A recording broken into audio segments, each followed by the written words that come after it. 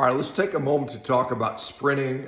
It's a valuable activity, no doubt, but most of you probably should not do that. And why do I say that? Well, because the propensity or the tendency for injury is very high, unless you're willing to do a few things. Now, first of all, let's define what is sprinting. Sprinting is not merely just running fast, and sprinting, at least in the sense that I'm talking about, is on the ground running, 100 meters, something along those lines. You can sprint on a bike. Well, that's true. You can sprint on a rowing machine. You can sprint on a ski erg. There's lots of ways you can, quote unquote, do that. And there's no doubt those are good activities, and I've done many of them over the years. And I've run sprints over my entire life, over about the 50 years that I've been exercising. I'm 58 now. I started exercising when I was probably about 8 years old. And those have been part of it. Now, I've never really focused purely on sprinting. It's always been as a supplement to other sports I was doing, whether it's professional rugby or even Highland games. Sprinting always made its way in there. But as you look at what is sprinting specifically, it's, as I said, it's not just merely running fast. I mean, you're hitting certain positions. You're operating at an intensity that is extremely high. And if we look at some of the forces that are being developed during the acceleration phase, you might see something like 10 times the body weight through your calves and Achilles, your hamstrings, and your hip flexors at max velocity. Sprinting may also reach 9 to 10 times body weight. Your stride frequency, you might be taking 4, 5, 6 steps per second, strides as you're moving, as you're hitting those top velocities.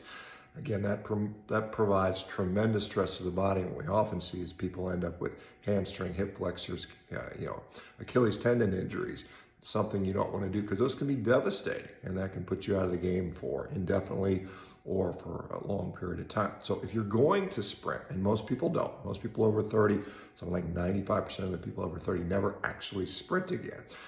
The reason you might want to do that, it has tremendous benefits to your cardiovascular system, your neurologic system, your central nervous system. It has tremendous functional benefits. It's incredibly, it provides tremendous strength signal as well. So there's a lot of reasons why you could sprint and why you might want to sprint. But again, you need to do some things if you're willing to do this. Now, one, you need to prepare the tissues themselves. If the tissues are underprepared, they're gonna tear. You want to work on basically mechanics, and so there's drilling that you have to do.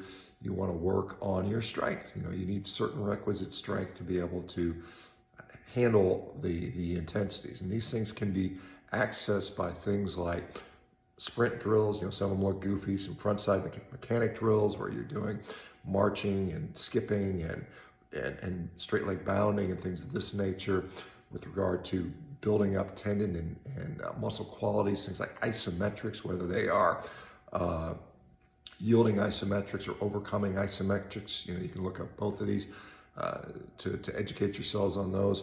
Plyometrics can be very effective, particularly a high volume or a higher volume of submaximal and extensive plyometrics, and then of course intensive plyometrics as you work up to that. So there is a whole value of things you can do. When you start out sprinting, you should be doing very short distances, 5 meters, 10 meters. If you look at guys like Usain Bolt and some of the other elite sprinters, it takes them about 60 meters to reach max velocity. Most people will hit that much sooner than that because they just don't run as fast. Those guys are hitting 26, 27 miles an hour.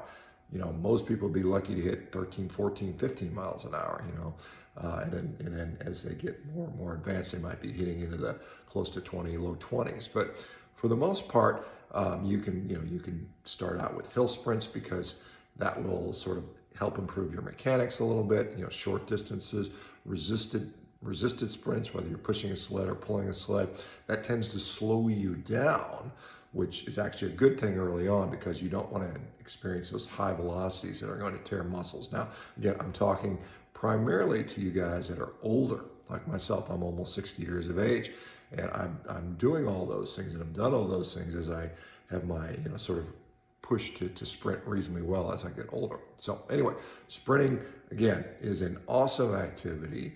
I would encourage people to strive for that. However, don't just do it. Just don't go out there and run a sprint tomorrow. You will likely get injured.